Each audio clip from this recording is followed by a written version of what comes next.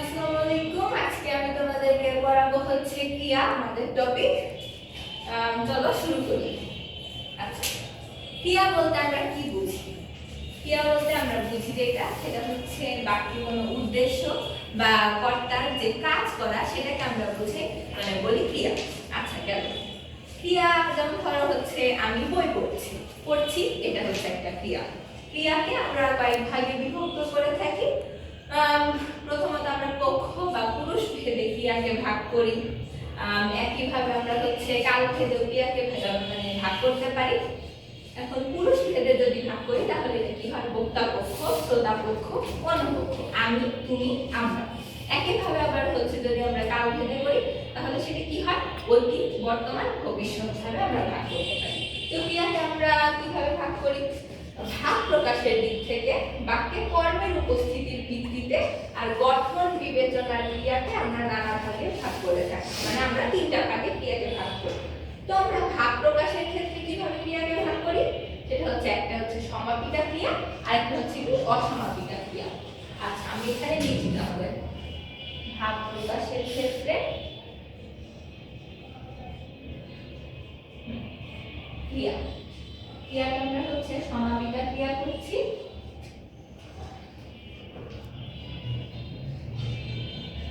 আরেকটা হচ্ছে আমাদের অসমাপিকা ক্রিয়া।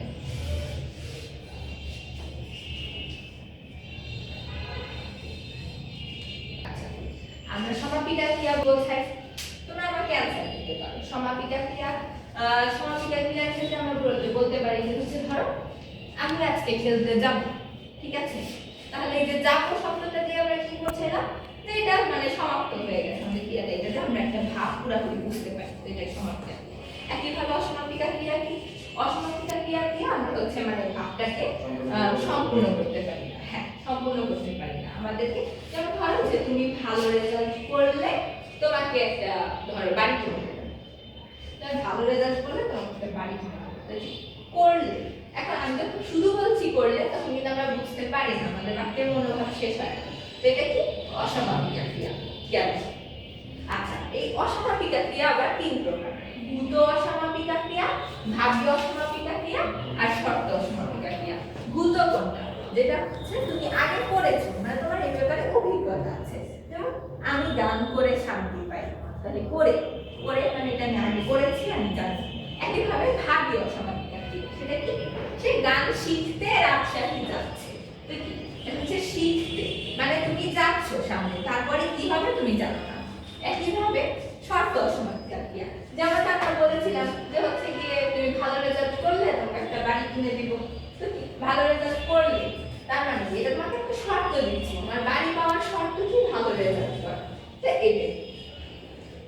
বাক্যের মধ্যে কর্মের উপস্থিতির ভিত্তিতে ক্রিয়া তিন প্রকার। আমরা সবাই জানি যে সকর্ম ক্রিয়া আছে, অকর্ম ক্রিয়া আছে, একই সাথে আছে দ্বিকর্ম ক্রিয়া। তো এই সকর্ম ক্রিয়া কোনটা? সকর্ম ক্রিয়াটা হচ্ছে যে হ্যাঁ আমাদের কর্মের উপস্থিতি। আমাদের বাক্যে তিনটা অংশ আছে: কর্তা, কর্ম, ক্রিয়া। যেটার মধ্যে কর্ম আছে সেটা হচ্ছে সকর্ম ক্রিয়া। যেমন ধরো আমি বই পড়ি, তো এখানে বই আছে আমার কর্ম, তাহলে এটা সকর্ম ক্রিয়া। আবার যেটা অকর্ম ক্রিয়া, ধরো আমি ঘুমাই, ঠিক আছে? এখানে দেখো আমি ঘুমাই, এটা দিয়ে শুধু কি মানে আমি ঘুমাই, আসলে আমি কথা বলতে পারবো না, ঘুমানো থাকে, আমরা যখন সে ঘুমাই, এই সে ঘুমায়। এখন এইখানে কোনো কর্ম নাই, তাহলে সে ঘুমায়, এটা কি হলো? এটা হলো অকর্ম ক্রিয়া। কিন্তু সে খাটে ঘুমায়, সেটা কি? সেটা হচ্ছে সকর্ম ক্রিয়া। আচ্ছা, গেল। তারপরে দ্বিকর্ম ক্রিয়া আমাদের আছে। দ্বিকর্ম, শিক্ষক ছাত্রকে বই দিলেন। শিক্ষক কাকে বই দিলেন? শিক্ষক ছাত্রকে কি দিলেন? আমরা দুটো প্রশ্ন করতে পারি এখান থেকে। তো দ্বিকর্ম ক্রিয়াগুলোতে আমরা চেষ্টা করবো যে খোঁজার দুটো প্রশ্ন করতে পারছি কিনা। এখানে দুটো কর্ম থাকে, এই দুটো কর্মকে খুঁজে বের করার জন্য আমাদেরকে মানে হচ্ছে এই দুটো প্রশ্ন করে দেখতে হবে যে এখানে দুটো কর্ম উপস্থিত কিনা। দ্বিকর্ম ক্রিয়া গেল। গঠন বিবেচনায় ক্রিয়া পাঁচ প্রকার। প্রথমটা হচ্ছে সরল ক্রিয়া। সরল ক্রিয়া আমরা জানি যে আমি পড়ছি, সে খাচ্ছে, এটা হচ্ছে সরল ক্রিয়া। একইভাবে প্রযোজক ক্রিয়া। প্রযোজক ক্রিয়াটা কি?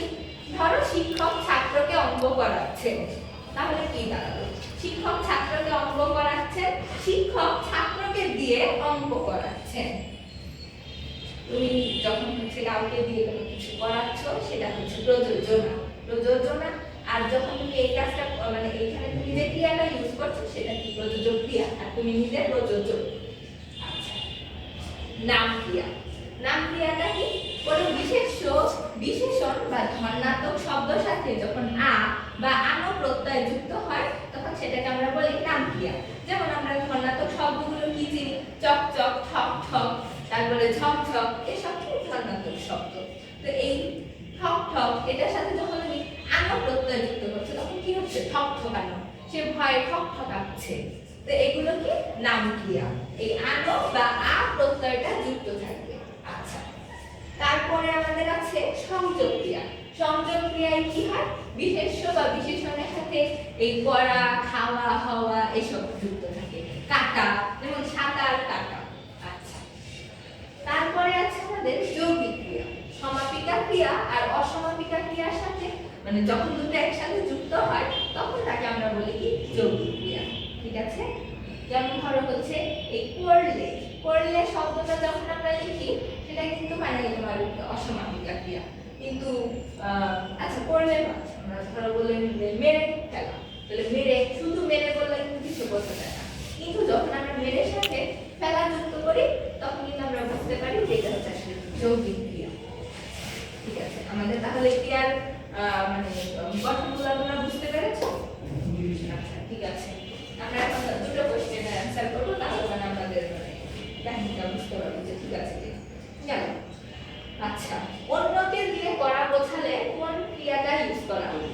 সরল ক্রিয়া, প্রযোজক ক্রিয়া, নাম ক্রিয়া, যৌগিক ক্রিয়া। আচ্ছা, তারপরে হচ্ছে জিজ্ঞেস করতে পারি ধনাত্মক নাম ক্রিয়ার উদাহরণ আছে কোন বাক্যে? আচ্ছা, চিঠিটা ওকে দিয়ে লেখাতে হবে, পাখিটা ছটফটাচ্ছে। ভেরি গুড, থ্যাংক ইউ তোমাদের সবাইকে। আচ্ছা, আমাদের ক্লাসটা হবে এখানে শেষ হলো। এটা ছিল এসএসসি 26 ব্যাচের জন্য বাংলা দ্বিতীয় পত্র ক্রিয়ার